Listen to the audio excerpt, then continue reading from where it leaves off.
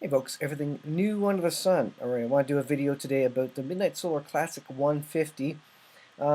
If you've been a follower of the channel, you know that I've gotten the opportunity to get a Midnight Solar Classic 150 for testing, for reviewing. I'm going to try it on my Airstream, see how it works, compare it to the Outback Flex Max 80, not in maybe what it actually does, but at least in size. If you follow the channel, you know I did a video. I got an FM80 and it was broken, and I didn't have much luck actually fixing it. But that's a side story. But I'm going to use that as a little bit of a comparison. But we're going to take a look at the spec comparison today, and I just found out that I was going to be receiving that next week. I should have it by Friday next week. If you're watching this video, I'm recording it Thursday. You're probably going to see this Friday. So in a week's time, I will have the Midnite Classic 150, and we'll do a whole unbox video. So I'm pretty excited about that. Very, very excited about the opportunity to do that. But what I wanted to show you today is just as a bit of a primer, and this is going to be a several-part series where I take a look at all the functionality of the Classic 150, all the cool things it can do, the voice functionality that it has, and some of the differentiators from the Outback. Now, it's not going to be exhaustive. I'm not an expert on these things. Contact Midnight Solar if you have any specific questions. I may make mistakes in some of the information, but I want to bring to you some of the cool things that I like about the Midnight Solar, and why I like the opportunity to take a look at one, and it's going to be very exciting. So first thing I want to do is I want to take a look, and you can search this. This is just on Google Images. Search Classic 150 comparison, Midnight Classic 150 comparison, and you'll be able to see charts like this. So this is the first chart, and this is actually on their site, and this is something they put together that apparently is comparing the watt hours that the Classic 150 has brought in as compared to what the Outback FM60 has brought in into a battery bank, in a testing scenario, to see how efficient each controller is at bringing in watt hours, putting watt hours back into your battery bank. And so you can, take these with a grain of salt, but I think in most cases you can see the Midnight Classic 150 is already bringing in 100 watt hours over the Outback FM60. And let's see, what is it? Let's read the fine print here. During the alpha testing stages of the Classic, we used 3 identical solar arrays at Ryan's house. Ryan is one of the main guys there, and he's the one of the folks. He is the person I spoke to in regards to getting my hands on one of these units, so I could try it out, do the unbox, and try it in my Airstream and see how it works and see how it compares to some of the other MPPT charge controllers on the market. So they tried it at Ryan's house in Maine. So that's northern U.S. We hired APRS World to build and log all the data for testing, so they're trying to do a fair and complete test. The 3 arrays were calibrated in the loggers by APRS World. Ryan also routinely swapped the arrays around just for double redundancy. And so these are the numbers that you're seeing, the number of watt hours pulled in from the Midnight Classic 150, which apparently it seems to be outdoing the Outback and the Xantrex XW60 MPPT charge controller, which is interesting. And I kind of suspect, I don't know, but I kind of suspect one of the reasons for this is because the Classic 150 has 3 operating modes. It has a hydro mode for water source, hydroelectric. It has a wind source option or wizard or functionality, and then it has a solar. So the 3 options. And the reason why that's important is because the MPPT, so the maximum power point tracking logic, if you don't have to refresh the tracking all the time or recalculate the maximum power point all the time, then you can keep it at a stable level and at a maximum output in terms of putting I was going to say data, putting energy back into your battery bank. So with a hydro situation with water, that water's constant 24/7. So you don't need to be constantly scanning for a maximum power point. You can kind of stick it at a certain point. Again, I'm not an expert, so if I say something wrong, forgive me, but that's how I understand it.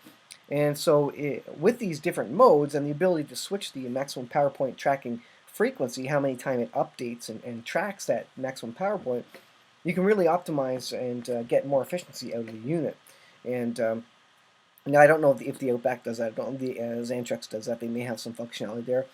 I suspect that's why in these numbers in this particular test, and this test was done by Midnite, why they're getting that. So it's interesting comparison. But let's look at a comparison of specs now, because this is the next thing that I was looking at when I was looking at solar charge controllers. And one thing I should mention is that I'm a DIY guy. I'm a hobbyist, if you will. I'm not a professional, but these are professional charge controllers. Now, if you're a DIY guy, if you don't want a professional unit, you can get an EP Solar E-Tracer, and that's what I have. It's a little 20 amp MPPT charge controller. There's all sorts of Chinese make charge controllers out there which do a lot of the same functionality and are much cheaper, but these are kind of your professional off-grid units, and so looking at it that way, I wanted to get into it myself. I've been in solar, off-grid solar for must be 8 years now, probably since we got to this particular property, and I've been tinkering with it, playing with PWM charge controllers, MPPT, and so my most expensive charge controller was that EP Solar, and so it's interesting to get into the next level, the professional level of sort of off-grid charge controllers, the high amp capacity charge controllers, and that's what I'm excited about. So let's take a look at this one. This is the classic MPPT charge controller comparison chart. Now, let me see if I can move this in such a way that you can actually see it. Can I? Safari. There we go. So move Safari down here. Move it over here. There we go. That's even better. So the top items are manufacturer, model, rated amps, max operating voltage, max VOC, etc. So if you look at kind of the two top contenders, Outback is, from my experience, kind of the biggest name out there, the most obvious name out there. And so they got the FM60 and the FM80. If you watch my previous videos, I got an FM80 off eBay, and it was broken, but it was interesting to take a look at.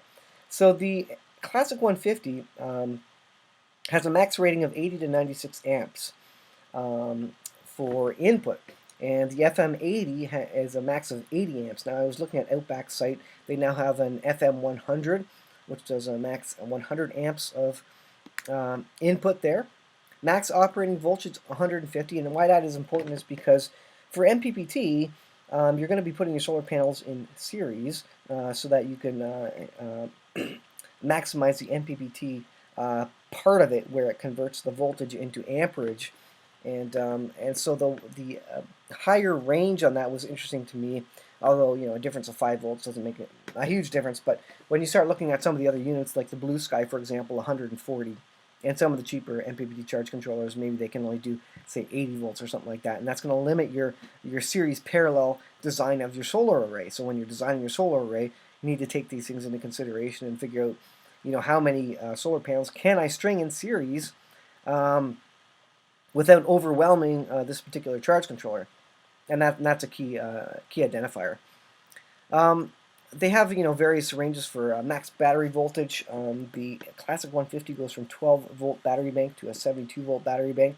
Again, you look at the Outback, and the specs are it's a wider range of specs. Now the Outback is older technology. They've been around for a lot longer. I don't know exactly, but they're kind of the old guy on the beat, if you will, and they certainly have a tried and true tested hardware, but they haven't advanced it a lot.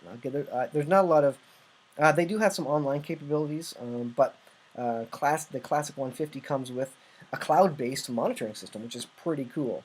So there's some extra features you get with the Midnite Solar, kind of out of the box, but you do pay for it. So look at the prices there. The Classic 150, which does up to 96 amps, is about $850 US, whereas the FM80, only up to 80 amps, is about the same price, $849. So per amp, if you will, the Classic 150 is better value there. They have some other options here, like upgradable firmware. The Classic 150 has upgradable firmware. The Outback does not. And a big kicking point there is that you can upgrade the firmware in the Classic 150 over the internet, real time. as I understand it. Whereas with the Outback, you have to send the unit back to Outback if they're going to change any firmware on the unit. It has some different options like auxiliary outputs. There's 2 on the Classic 150 versus 1 on the Outback units. Same length of time in warranty. I'll put these links in the description. You can check this out and go through all the specs. And, depending on what charge controllers you're looking at, the Xantrex, the Blue Sky, the Morningstar. I mean, the Morningstar is the other big name. The other big player right up against Outback. And as I understand it, I could be wrong, but the Midnite solar company is a little bit new on the scene. I mean, they've been around for 7, 8, 9 years, whatever they've been around for. But as far as I understand, they're a little bit newer, and they have a little bit newer technology. A cool thing you can do with the Classic 150 is the display is able to display an oscilloscope. So you can actually see the wave pattern and see charts and see graphs on the display of the unit out of the box, which is cool, whereas the Outback is, again, as far as I understand it, is just text display. So some extra advanced options here, kind of more modern-ish options built into the Classic 150, which is pretty exciting. You can go down the list and see all the extra stuff that the Classic 150 seems to have over the Outback. So it's pretty interesting. The one thing I did want to look at is the sizing tool, however. This is key for the DIYer, the person who's putting together his own solar array. He's off-grid, and I just thought this was the coolest tool. I hadn't seen it before. Come to find out, Outback does have a version of this. They have a tool that you can download for Windows, Mac, or Linux. Now I tried it, and for whatever reason, it's requiring some version of Java on my MacBook. So I couldn't even try the tool, but it's a downloadable tool. Whereas Midnite Solar, they just have a web-based tool, which I think is a lot more handier. It may not look as refined or something, maybe as the Outback, but it's certainly 100% functional. And so I wanted to walk you through this because I think this is one of the coolest things when you're looking at solar charge controllers and you're trying to figure out which one is going to fit what I need to do with it. This is the tool that you want to use. So check this out. And like I say, Outback does have a sizing thing, but effectively the sizing tool allows you to look at the solar charge controller that you have, the amperage that it's rated for, the voltage that it's rated for, and allow you to input a bunch of series panels, a bunch of parallel panels, and calculate the total output and the requirements of your solar charge controller. So this is cool. You can do Celsius or Fahrenheit. I'm in Canada, so I'll do Celsius. You can now here, this section here, you put in all the data from the back of your solar panel, basically. Now I don't have my solar panel. I have 100-watt solar panels. So I'm going to put 100 watts in here. So that's per panel. And the IMNP, I think, is about 5. So I'm going to put 5 in there. I'm going to put the short circuit at, put that 6. And open circuit voltage, I'll put that, let's see, 22, I think it is. I could be wrong on these values. I don't know something like this anyways. But again, what I think is cool about it is that you can set this all up and define your exact setup. So you go down here, you can set the temperature if you want, and you can set your 12 volts. So I've got a 12 volt system, so I set my battery bank situation there. Now at the bottom, here's the cool part. So by default, it has 2 modules in series and then 2 in parallel, so 4 panels altogether. You can see total panels at the bottom, 4. What you can do is adjust these though. So if I put one panel and one panel and click submit, what it shows, Vox should be higher than VMP. There you go. Something I don't know about. If I was looking at the back of my solar panel, I would just be able to input it. So you can input it. So I'll put that higher, 24 volts. So looking at this, so I have one number of modules in series and number of parallel strings. So I've got 1 parallel string. Let me put that to 2. So I have 2 parallel 100-watt panels, so 200 watts total. Let's go ahead and update that. So now on the right-hand side, you can see the total watts of the array. And here is where it gets interesting because it then goes down and you have a comparison of the 150, the 200, or the 250 classics right there. And they have certain maximum operating voltages. So as you increase your solar panels that you're putting into this tool, it will show you whether you're exceeding the specifications of the charge controller or not. And in this case, we are okay. You see green is good, green is okay. And a neat thing is that at the very bottom it says classics required 0.2. That means I'm using about 0.2 of the capacity of the classic, if you will. And once you get over 1, that means you probably need another classic. So let's increase this. Let's go to, I'll say I have 6 panels, I'll say I have 4 panels. So two panels in series and 2 strings of those. So 4 panels total, you can see at the bottom. And so we've just increased our wattage to 400 watts, doubled our array. Now you can look at the bottom there. You can see the classics required 0.3. It's went up a bit. You can see the present PV array wattage 400, and you can look at the numbers between the two and start seeing where one may not be suitable for your particular array that you have. So you can keep increasing this. Let me bump this up to 200 watts per panel, and we'll go ahead and put 3 panels in the series. And see, now we have 1200 watts on the right hand side at the very top. But now you can see for the voltage coming in for those 3 panels, if they're all putting out 24 volts, then we're going to overdo the voltage of the current system. So let me see, have I got this right? Max, let's see here. So for the 200 and the 250, it's now saying excessive because these units can't handle this array, this configuration of panels. So let's see.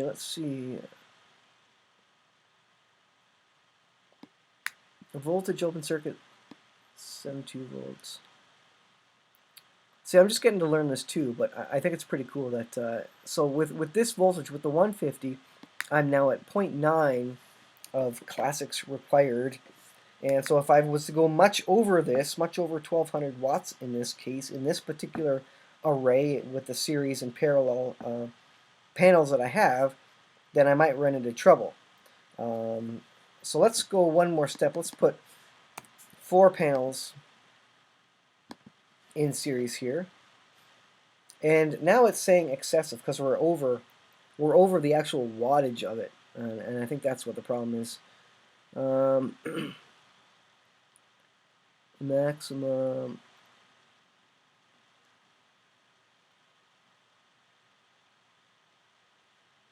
PV array current 10, array power 1492. But here is where you can basically see that now we're at 1.2 classics, and this is where it's still green, but it says excessive, and this is where they start saying, well, you should probably buy a second charge controller. So again, I don't know everything about every single number here, but for the DIYer, this is kind of a quick and easy way to understand, are you doing the correct thing with your series and parallel design? Are you overloading the charge controller? Are you, and it is set up to accept to allow overpowering it.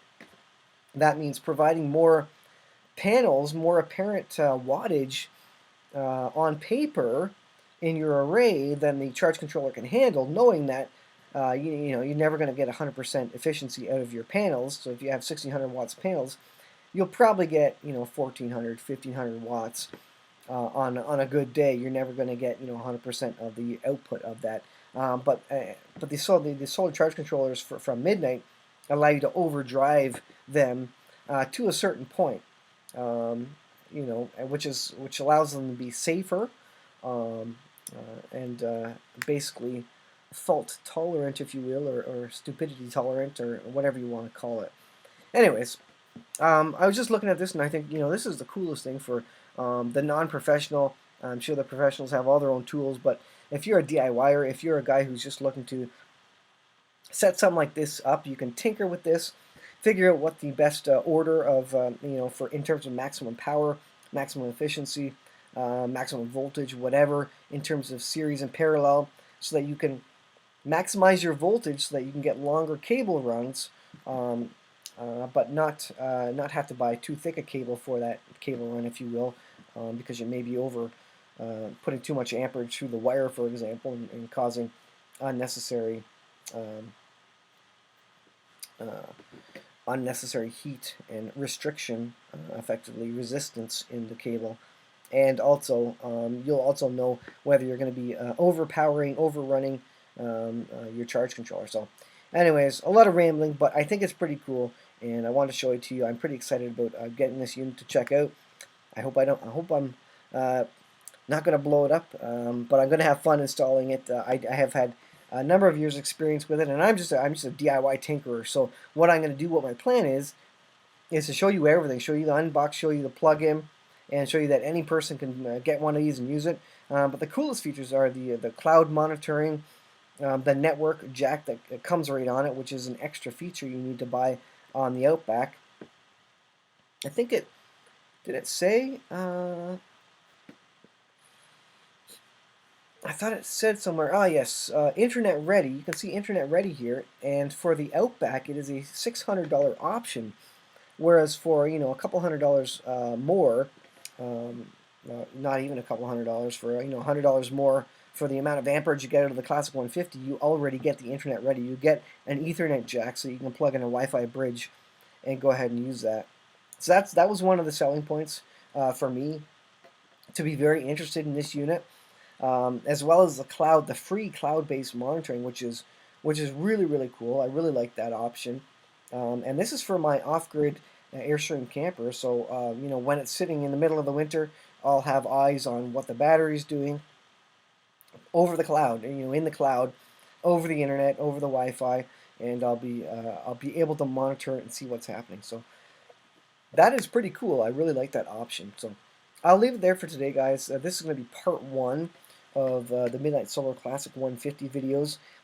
Again, I'm not a professional. I don't know everything, but I hope you'll follow along and get an idea for what the Classic 150 is, what it can do, what the features are of it, and just generally show it off, because I think it's a neat kind of new kid on the block, if you will, and new kid on the block charge controller.